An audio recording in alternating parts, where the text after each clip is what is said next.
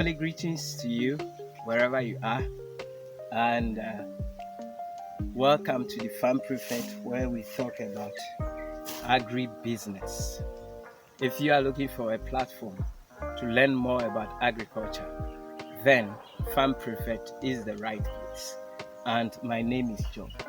Today we are in my maize farm, a 1-acre maize farm, and it's doing well.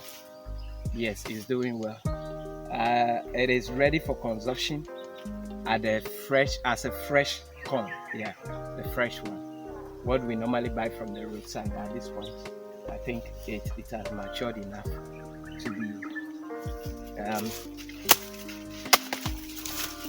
to be chewed.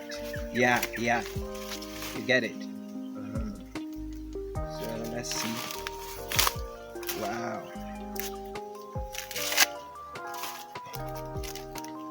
Wow, so nice.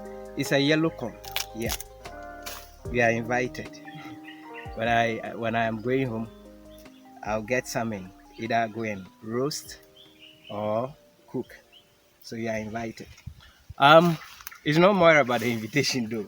Today I want to share with you how I cultivated this 1 acre of maize without spending a penny. Yeah, yes. Let's get into it. For the clearing of the site, I did so myself. In fact, it took me more than a week to finish clearing the site because I often come after work or when I'm off, and I don't use the full day to weed here. I weed for a while, then I go away. The highest maybe time I spend on the farm will be like an hour. So I come weed for an hour, then I go to work, or after work then I come and weed like some hour. Yeah, so I was clearing it bit by bit, and at a point one of the people who really motivated me to go into the farming, who is also having his farm at the other end, a deacon in our church, came to help me to finish it up. So basically I spent nothing clearing the site.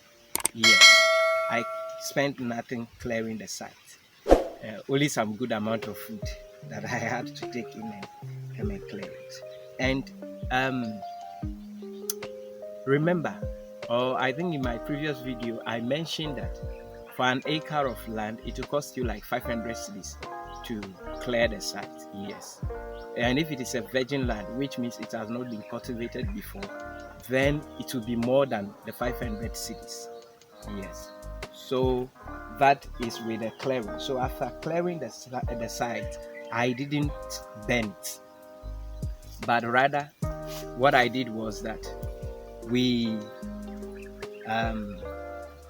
did the planting or the sowing. Now let me talk about the seed. For the seed, I used a seed I selected from my previous harvest. Yes, so again I didn't have to spend any amount on the seed purchasing. No, yes, I took it from my previous I selected some good breeds from my previous yield, previous season, dried it well, and then used it in sowing or planting. Now, about labor for the planting. Again, let me get back to this one. The seed too, if not you having it, you can ask other farmers, they will give you, or you go and buy from agro shops. But I didn't buy from my previous yield, so that is free for me. Now about labor for the planting. Last season I didn't do the sowing or the planting myself. I hired labor, and it cost me like 250 cedis plus their feeding, so the whole time was like 300 cedis for them to sow it for me or plant it for me. But this season, because I want to maximize my profit, I didn't hire labor, but rather I went in and pleaded with colleagues who are farmers. Yeah, some of them were, all of them were church members. Yes, we attend the same church with them, and they are also farmers. So I pleaded with them and request labor of them. So they came and helped me to plant it. So we were 3 in all, right? Yeah, 3 persons and 2, no, 4. Yeah, 4. We were 4. So we started around 10 and then we finished 10 a.m. and then we finished around 3 p.m. or so. Yes. So we did the planting and it didn't cost me anything. Now, you can't just bring people to your farm like that to come and help you and you wouldn't cook for them. No, it is necessary. So with the food too, by the grace of God, I had some beans there. So we cooked gobe and we had some plantain, ripe plantain. So we fried it and it was cool, on point. And gobe, I mean beans, was the right choice of food because it gave a lot of energy and we were just drinking water and then we were weeding. Now, when because I didn't bend the bush after planting, I needed to apply a weedicide quickly before the maize sprout up. So that weedicide too, I didn't buy because it was my previous purchase that I used during this time around. So it was the previous purchase that I depended on. I had some reserve from the previous year. So I also used that on my farm. Actually, if it had not been for that, I should be spending about 200 cedis on the weedicide for that at that point. Now, when the maize was growing up, and at a point, armyworms, I think in the first month or so, armyworms are basically caterpillars that attack the inner part of the inner leaves of the maize, rendering it useless. Yeah, so armyworm, I needed to apply armyworm, and again I didn't buy because I had a reserve from the previous season, so I applied that one too. And here we are now. The maize is almost getting ready. Soon it will be drying up, and for the maintenance of the farm, day in, day out, I come in. Those things that needed to unwanted trees that are sprouting up, like this one, I don't know what it is. Yeah, like this one. As I walk through, I cut them down.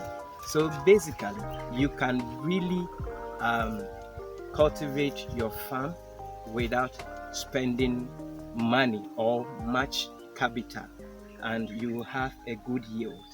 But you can't do it all by yourself. You need people. That is why, as a farmer, you should learn to help other farmers so that when you also need a helping hand, they can come and then offer you. So, what about the land? Someone may ask. Yes, the land here, the land tender system is such that the owner of the land gives you the land, you cultivate, and when the produce is ready, you share it into 3 parts. The owner of the land picks 1, and you, the farmer, you pick 2.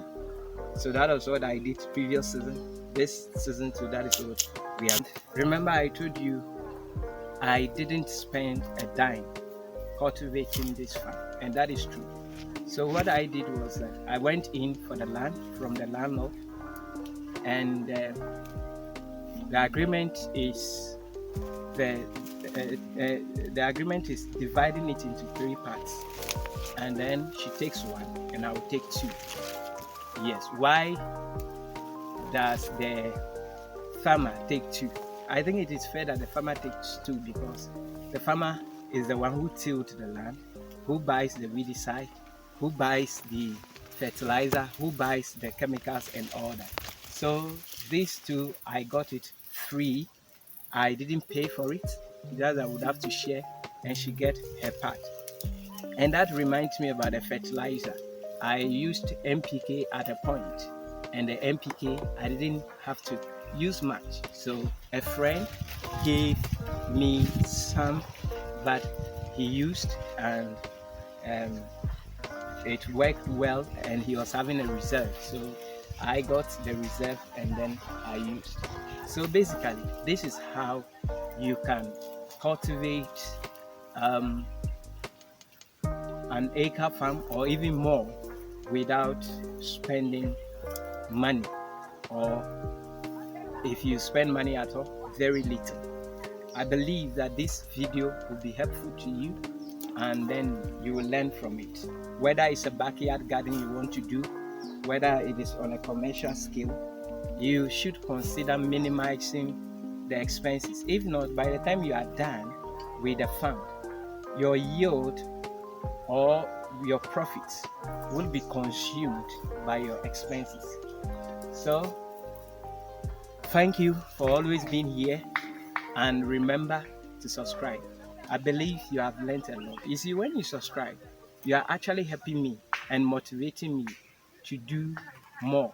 So please consider subscribing, and always remember to return and watch new episodes that we will upload. For that reason, turn on your notifications so that the moment we upload a new video, you will get it beforehand. Thank you.